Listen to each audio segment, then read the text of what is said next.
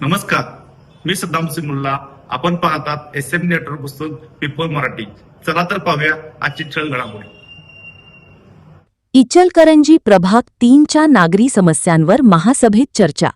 नगरसेवक योगेश पाटील यांची ठोस भूमिका मांडली. इचलकरंजी येथील प्रभाग क्रमांक 3 मधील नगरसेवक योगेश चांगदेव पाटील यांनी इचलकरंजी महानगरपालिकेच्या 25 जून रोजी झालेल्या महासभेत प्रभाग क्रमांक 3 मधील विविध समस्यांकडे प्रशासनाचे लक्ष वेधले. या महासभेत एकूण 67 विषयांवर सविस्तर चर्चा करण्यात आली. महासभेदरम्यान प्रभाग क्रमांक 3 मधील कचरा व्यवस्थापन, कमी दाबाने होणारा पाणी पुरवठा तसेच नागरिकांना भेडसावणाऱ्या इतर मूलभूत समस्यांबाबत नगरसेवक योगेश चांगदेव पाटील यांनी सभागृहात ठोस भूमिका मांडली. परिसरातील नागरिकांना दैनंदिन जीवनात अनेक अडचणींना सामोरे जावे लागत असून या समस्या तातडीने सोडविण्याची गरज असल्याचे त्यांनी स्पष्ट केले. तसेच महानगरपालिकेमार्फत नव्याने सुरू होणाऱ्या कचरा विघटन प्रक्रियेबाबतही त्यांनी चर्चेत सक्रिय सहभाग घेत आपले मत मांडले. प्रभागातील स्वच्छता आणि पाणीपुरवठा सुरळीत करण्यासाठी प्रशासनाने त्वरित पावले उचलावीत अशी मागणी त्यांनी महापौर उदय धातुंडे व आयुक्त पल्लवी पाटील यांच्याकडे केली. यावेळी सभागृह नेते विठ्ठल चोपडे यांनी या समस्यांची गांभीर्याने दखल घेत संबंधित विभागांना आवश्यक सूचना देऊन लवकरात लवकर कारवाई करण्यात येईल असे आश्वासन दिले. त्यामुळे प्रभाग क्रमांक 3 मधील प्रलंबित समस्या लवकर मार्गी लागण्याची अपेक्षा नागरिकांकडून व्यक्त होत आहे.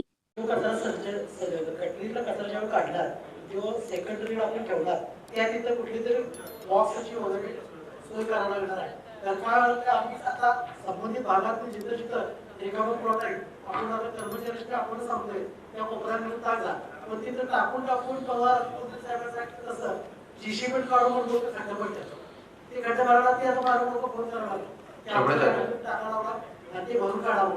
त्यासाठी आपल्याला स्वतंत्र मोठं बॉक्स म्हणजे कर्मचारी कचरा आपण त्या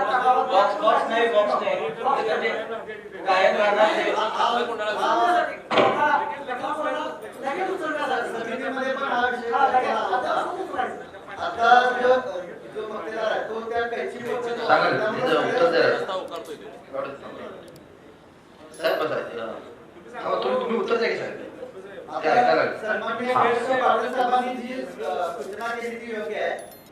याचा विचार करूनच, कारण आताचा जो मक्तेदार आहे तो त्या कैची पद्धतीने घेतोय. त्यामुळे एक एक फूट दीड फूट त्या रस्त्यावर त्या ठिकाणी रस्ते खराब आहेत. त्यामुळे आपली सूचना यामध्ये अशी आहे किंवा आपण त्या आता मक्तेदाराला ती अटच अशी करायची आहे.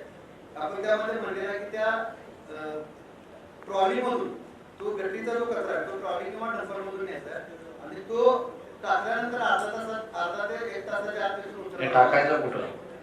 हेच की सेकंडरी पॉईंट. सेकंडरी व्यवस्था करूया.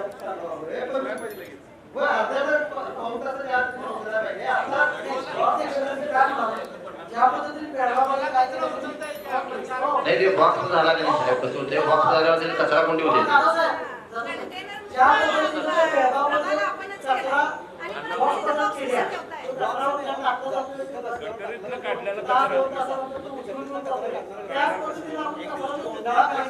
पाटील साहेब, जो कचरा की नाही गटरीतनं काढलेला पण झाड असतोय तो त्या बॉक्स मध्ये वगैरे बसणार नाही, तो लगेच उचलायला पाहिजे आहे. आणि काय बोलायचं